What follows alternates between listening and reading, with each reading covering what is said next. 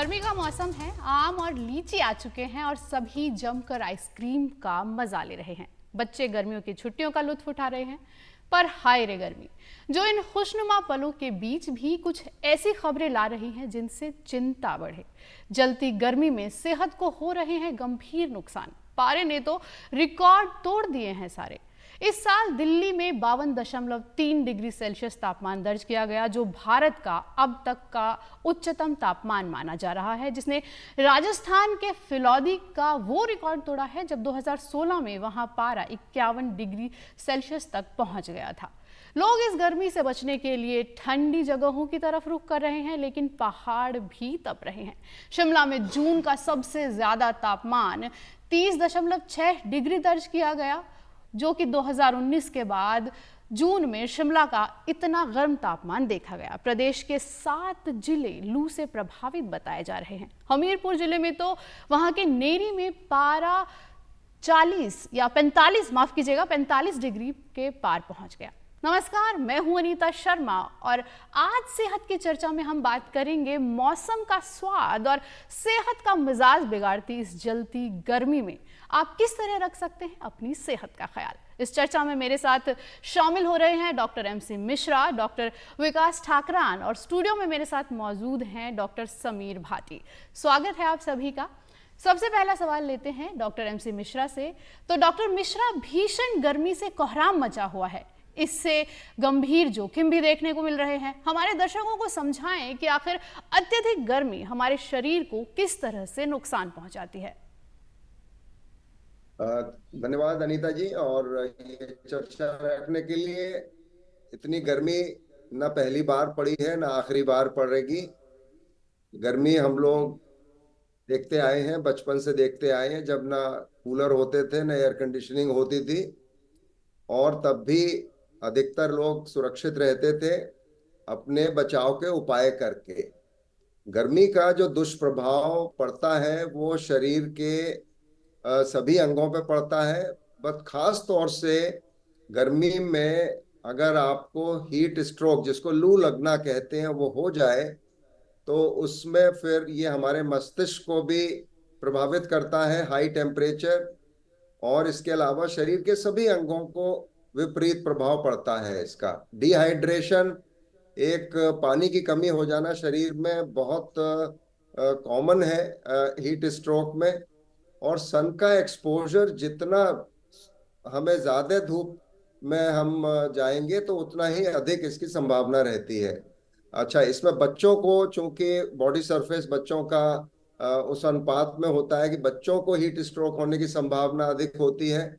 इसके अलावा जो हमारे वरिष्ठ नागरिक हैं उन लोगों को ज्यादा रिस्क होती है होने को। तो किसी भी उम्र के व्यक्ति को हीट स्ट्रोक हो सकता है, लू लग सकती है। और इसके जो दुष्प्रभाव है वो कई बार इससे मृत्यु भी हो जाती है। अगर हीट स्ट्रोक हुआ और हमारे ब्रेन का पे असर हुआ तो उसमें जो हमारे मस्तिष्क में जो सेंटर होते हैं जो तापमान को कंट्रोल करते हैं, वो कहते हैं ना कि वो उसका बैलेंस बिगड़ जाता है। और उस वजह से कई बार टेम्परेचर, ये जो तापमान है शरीर का, वो कंट्रोल में, नियंत्रण में नहीं आ पाता है। और इसके बचाव के बहुत साधारण उपाय हैं, सभी लोग कर सकते हैं उनको। जैसे आपके पर्दे पे चल रहा है कि लोग छाता लेके निकले हुए हैं, सिर को कवर कर लें, घर से पानी पी के निकलें। और अगर घर में भी हैं, जितना धूप से बच सकते हैं, खास तौर से 11 बजे से लेके और 4 बजे तक, 5 बजे तक, ये जो समय है, जो मैक्सिमम टेम्परेचर हो रहा है वो 12 बजे के बाद हो रहा है। 12 बजे से फिर लेके 2 बजे, 3 बजे, 4 बजे और 5 बजे के बाद फिर वो कम होना शुरू होता है, 1-1 डिग्री करके। तो इसमें संभवतः जितना संभव हो बाहर न जाएं, कड़ी धूप में, छाया में चलें, पेड़ के नीचे चलें जहां पे भी इस तरह का अवसर मिलता है। और इसके पानी खूब पिए, पानी की शिकंजी पिए। हमारे यहाँ तो बहुत तरह तरह के तरल पदार्थ होते हैं, आम का पन्ना है जो घर में बनाया जा सकता है, और रूह अफ़ज़ा, बहुत इसका प्रचलन बहुत होता है। खाना बहुत हैवी ना खाएं ऐसे इस मौसम में, बहुत लाइट खाना खाएं, जो जो भी है, और फल ऐसे आते ही हैं गर्मी में। जी जी तरबूज है, डॉक्टर। खरबूज है, आपने आम और लीची का भी नाम लिया आपने।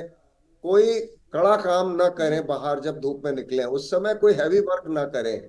और जी इसके अलावा जो कपड़े हैं, जैसे मैं बहुत लाइट कपड़े पहने हूं, मैं सफेद पैंट मैंने डाली हुई है।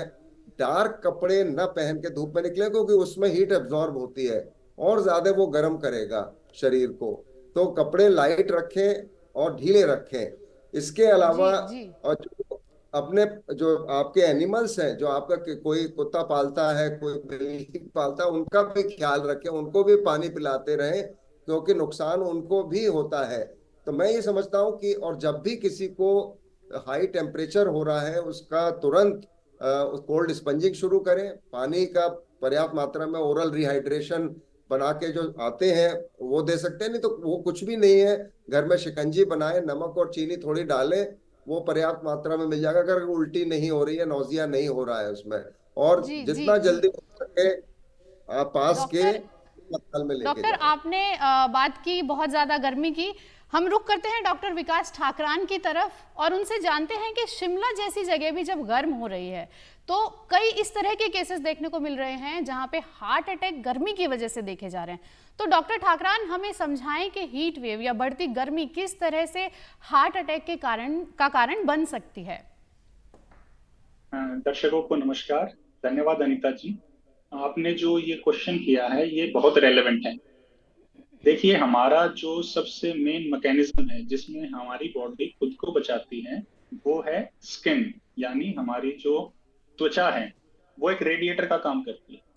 जैसे ही हम गर्म जगह जाएंगे तो हमारी बॉडी का मैकेनिज्म है कि आपको सर्कुलेशन बढ़ा दे स्किन में, और हार्ट इसका मेन पंप है। तो हार्ट के ऊपर डिमांड बढ़ती है गर्म टेम्परेचर बढ़ने पे कि वो सर्कुलेशन जो हमारी स्किन की उसको बढ़ा दें और स्वेटिंग पैदा हो, और उससे हमारा टेम्परेचर लो डाउन आ जाए। इसमें यूज होता है हमारे ब्लड का फ्लो, और स्वेट निकलने से हम हाइपोवोलेमिक यानी हमारा वॉल्यूम भी कम पड़ जाता है। तो जिन पेशेंट्स की, अगर जो हम बात करें हमारे बुजुर्गों की, अगर पहले से ही हार्ट की दिक्कत है तो उनकी पंपिंग फिक्स्ड होती है, वो उतना ब्लड नहीं पहुंचा पाते, तो उनको हाई टेम्परेचर होने का ज्यादा रिस्क होता है। और दूसरा, क्योंकि स्वेट लॉस है, अगर हम अपने आप को रिप्लेनिश नहीं करेंगे, वॉल्यूम जो ले रहे हैं जैसे शिकंजी पानी कम करेंगे, तो उस सूरत में खतरा और बढ़ जाता है, क्योंकि हार्ट की अपनी नाड़ियों की भी जो सप्लाई है वो कम वॉल्यूम मिलता है उसको। तो हो गया कि डिमांड सप्लाई मिसमैच। हार्ट को अपना ब्लड चाहिए, एक वो पंप नहीं कर पा रहा, टेम्परेचर बढ़ रहा है, ब्रेन भी अफेक्ट हो रहा है, और उल्टा खून की कमी से अटैक की शिकायत बन जाती है, जिनकी आर्टरीज या तो पहले से ब्लॉक्ड है या ब्लॉक हो रही। तो हार्ट अटैक खास करके बुजुर्गों में या ऐसे मरीज जिनको हार्ट अटैक की पहले से ही संभावना है, यानी डायबिटिक्स, या जिनको अभी तक अपने सिम्टम्स का पूरा ज्ञान नहीं है, ऐसे लोगों में हीट वेव ज्यादा प्रभावित करती है और अटैक्स के रिस्क बढ़ा देती है। जी जी जी डॉक्टर। अब डॉक्टर ठाकरान ने बात की आपकी डाइट की, डायबिटीज़ की और हार्ट की। यहाँ पे ये एक बहुत अहम सवाल हो जाता है कि गर्मियों में हार्ट के पेशेंट या डायबिटीज़ के जो मरीज़ हैं वो किस तरह की डाइट लें कि वो हीट स्ट्रोक से भी खुद को बचा सकें और अपनी सेहत का भी पूरा ख्याल रख सकें। ये इस सवाल का जवाब लेते हैं दीप्ति जी से जो हमारे साथ जुड़ चुकी हैं। तो दर्शकों को बताएं कि वो डायबिटीज़ में या हीट स्ट्रोक के दौरान किस तरह की डाइट ले सकते हैं। शुक्रिया नीता जी। और सबसे पहले मैं ये बोलती हूँ कि डायबिटीज़ और हार्ट के पेशेंट्स के लिए, दिल के मरीज़ों के पेशेंट्स के लिए हमें 2-3 चीज़ों का खास ध्यान रखना है। सबसे पहले कि जैसे कि डॉक्टर डोगरा ने बताया कि आपको डिमांड एंड सप्लाई पे जाना है, तो उसी तरीके से आपको सोडियम, पोटाशियम और हाइड्रेशन का खास ध्यान रखना है।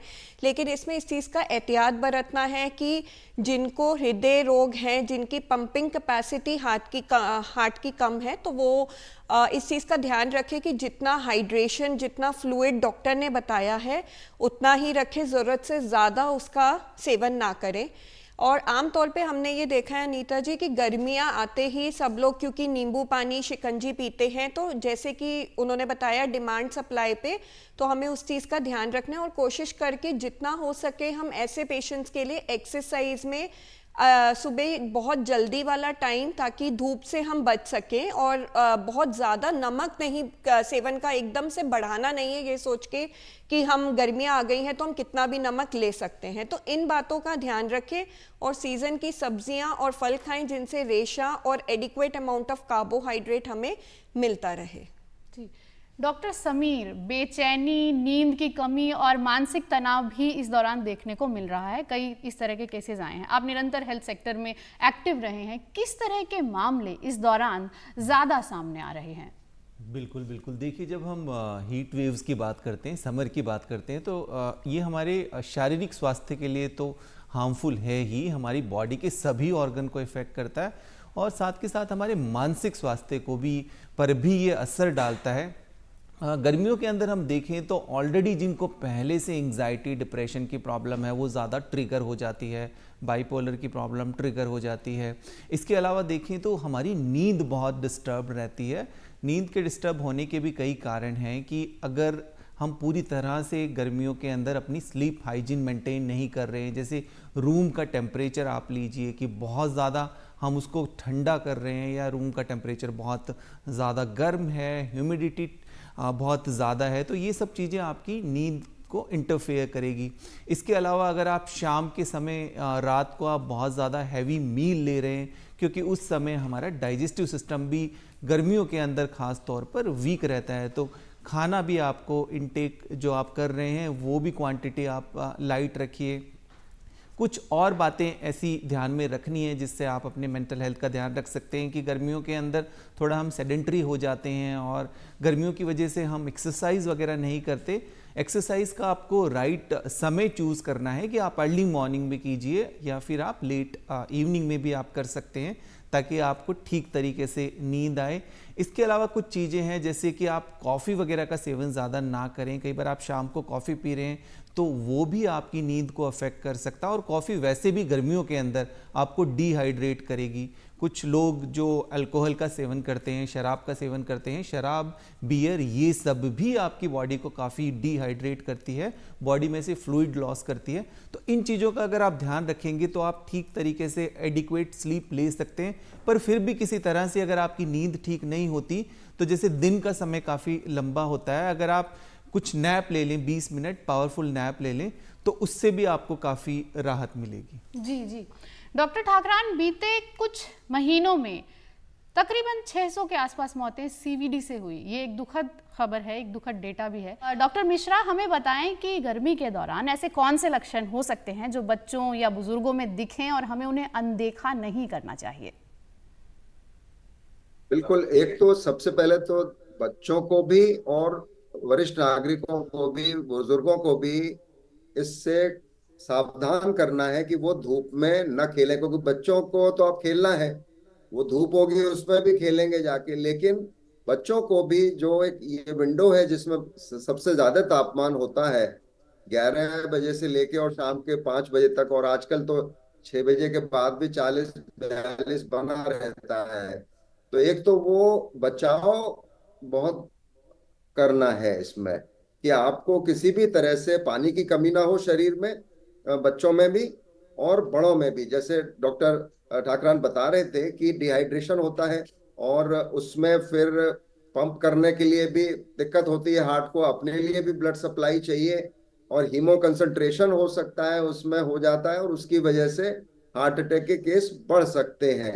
उतना नहीं बढ़ते जितना सर्दी में बढ़ते हैं, उसके कारण अलग है, लेकिन दोनों अवस्थाओं में ही जो हमारा फ्लूइड बैलेंस है शरीर का, तरल पदार्थ का जो बैलेंस है वो बहुत डेलिकेटली बैलेंस रहता है, और उसमें ना इलेक्ट्रोलाइट्स की कमी होनी चाहिए, जैसे बताया कि सोडियम है, पोटेशियम है, अगर उल्टी होने लगेगी हीट स्ट्रोक के बाद और उससे लॉस होगा, फिर आपके किडनीज अफेक्ट हो जाएंगे डिहाइड्रेशन से, फिर किडनी फेलियर का डर रहता है अगर उसको ठीक से समय पे इलाज ना किया जाए। और ये जो बुजुर्ग लोग हैं उनमें पहले से ही काफी हमारे सभी अंग एटेनुएटेड होते हैं उम्र के साथ, और अगर कोई भी इंसल्ट छोटी भी होती है तो वो हम लोगों का शरीर उतनी अच्छे से बर्दाश्त नहीं करता है। और ओवर अगर हमने बहुत ज्यादा फ्लूइड दे दिया तो उनको, मान लीजिए किसी को किडनी का रोग है, उनको उतना नहीं देना है।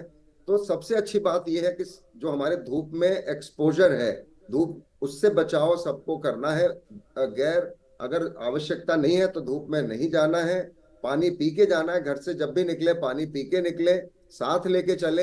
ये करने बहुत आवश्यक है। और बच्चों को भी इंडोर में जी जो अंदर है वहां पे खेलें। और दूसरे घरों में जैसे लोगों जी को डॉक्टर। धूप से बचाव कैसे कर हम्म। सकते हैं, पर्दे हैं, पर्दे इस्तेमाल करें। जो भी कर सकते हैं। अगर पर्दे नहीं भी है, छोटे घर हैं, वो जल्दी गर्म हो जाते हैं, तो उसमें कोई चादर है वो लगाते हैं, डायरेक्ट धूप जी अंदर नहीं जी। आनी चाहिए।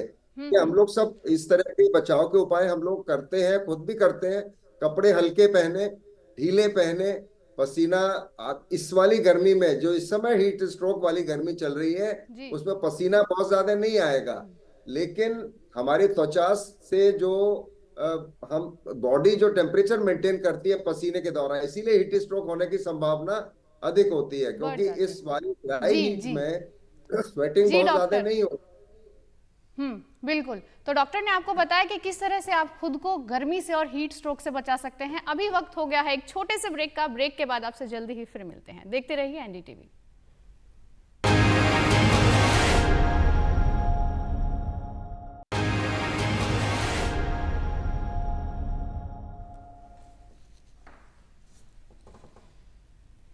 तो गर्मी से राहत देने के लिए और बीमारियों से बचने के लिए हमारी सलाह आपके लिए निरंतर जारी है। मेरे साथ हैं दीप्ति जी, जिनसे सबसे पहले ये पूछते हैं अब कि गर्मियों में खुद को सेफ रखने के लिए और थोड़ी ठंडक महसूस करने के लिए आप किस तरह की डाइट ले सकते हैं। दीप्ति जी। इसमें देखिए, हमें कुछ बातों का खास ध्यान रखना है। सबसे पहले हाइड्रेशन। हम सब हाइड्रेशन की बात कर रहे हैं, लेकिन ज़्यादातर हमने आमतौर पे देखा हाइड्रेशन आते ही सब लोग जूसेस, शरबत, इन सब की बातें करते हैं। लेकिन जितना आपका शुगरी ड्रिंक होता है उतना ही आपका वज़न बढ़ना और मधुमेह की दिक्कतें बढ़ना, इन सब का, और लूज मोशंस होना भी आमतौर पे देखा गया है, ऑस्मोटिक डायरिया जिसे हम कहते हैं। इसके लिए ध्यान रखना है कि जब हम हाइड्रेशन की बात करें तो जितने नेचुरल लिक्विड्स हैं, जैसे नारियल का पानी है जिसमें अच्छी मात्रा में पोटाशियम होता है, नींबू पानी है जिसमें सोडियम, पोटाशियम के साथ साथ आपका सोडियम का भी इंटेक है। इसके अलावा हमारी घरों में जो आमतौर पे सदियों से चली आ रही है, छाछ है, लस्सी है, स्मूदीज़ हैं। स्मूदीज़ दही की बनती हैं, मिल्क शेक की तरह होती है जिसमें फ्रूट और दही का मिश्रण हो, और इसी में आप उसको और भी हेल्दी बनाने के लिए आप अपने नट्स और सीड्स यानी बादाम, अखरोट की गिरी का सेवन कर सकते हैं। हाइड्रेशन के बाद मैं बात करूंगी कि हरी पत्तेदार सब्जियां जो सीज़न की हैं और जो सीज़न के फल हैं, क्योंकि सीज़न के फल जैसे कि हमने देखा खरबूजा, तरबूज, इन सब में एंटीऑक्सीडेंट्स के साथ साथ हाइड्रेशन भी अच्छा है, जो हमारी आमतौर पे हाइड्रेशन नेचुरल फॉर्म में ही पूरा करता है। और इसके साथ साथ जितनी हम सब्जियों का सेवन करते हैं उसमें एंटीऑक्सीडेंट्स हेल्पफुल होते हैं, और इसके साथ साथ इनमें सिनबायोटिक्स का इफेक्ट आता है, क्योंकि वेजिटेबल्स और फ्रूट्स में आपके प्रीबायोटिक्स हैं, लेकिन जब आप दही जैसी चीज़ें, मट्ठा जैसी चीज़ें और प्रोबायोटिक जैसी चीज़ें जो कि मार्केट में है, लैक्टोबैसिलस जिसमें है, जो कि हेल्दी गट बैक्टीरिया है, क्योंकि आज की डेट में हर रिसर्च जो है वो आपके गट का कितना हेल्दी बैक्टीरिया है उसके साथ जोड़ा जाता है। तो जब आप प्रीबायोटिक्स और प्रोबायोटिक्स का कॉम्बिनेशन लेते हैं, इसका इफेक्ट हम कहते हैं सिनबायोटिक, जो कि बहुत ही मददगार है। और इस टाइम पे आमतौर पे आम पन्ना के साथ साथ जैसे हम उसमें बुना हुआ जीरा हो गया, धनिया पुदीना हो गया, ये ठंडी राहत वाली चीजें हैं जो हम हेल्दी सेवन में ला सकते हैं। सिर्फ बर्फ, ठंडा पानी या शरबत ही इस चीज़ को दूर नहीं कर सकता। तो मेरा मेरी सजेशन और मेरा सलाह यही रहेगी कि छोटे छोटे मील्स खाएं, जैसे कि डॉक्टर समीर ने भी बताया, तली हुई चीज़ों से बचें, और बहुत ही ज़्यादा महत्वपूर्ण, बच्चों के साथ आप बाहर के खाने से बचें, बिकॉज बाहर के खाने में आपको नहीं पता कब का रखा हुआ है, और इस टाइम पे सबसे ज़्यादा बैक्टीरियल और माइक्रोबियल और फंगल इन्फेक्शन बहुत ज़्यादा होते हैं। तो हाइड्रेशन के साथ साथ अपना एक्सरसाइज का लेट इवनिंग्स या अर्ली मॉर्निंग में आधा घंटा ज़रूर रखें जी। और इसके साथ साथ इन चीज़ों का ध्यान रखें। जी, शुक्रिया डॉक्टर, हमें समय देने के लिए, और आप सभी का बहुत बहुत धन्यवाद। उम्मीद करती हूँ कि उधर बैठे हमारे दर्शकों को भी अपने सभी सवालों के जवाब जरूर मिले होंगे। आपकी सेहत की बेहतरी पर ऐसे और भी वीडियो लेकर जल्द ही हम आपसे फिर मिलेंगे। तब तक अपना ख्याल रखें, सेहतमंद रहें, हंसते मुस्कुराते रहें और NDTV इंडिया देखते रहें।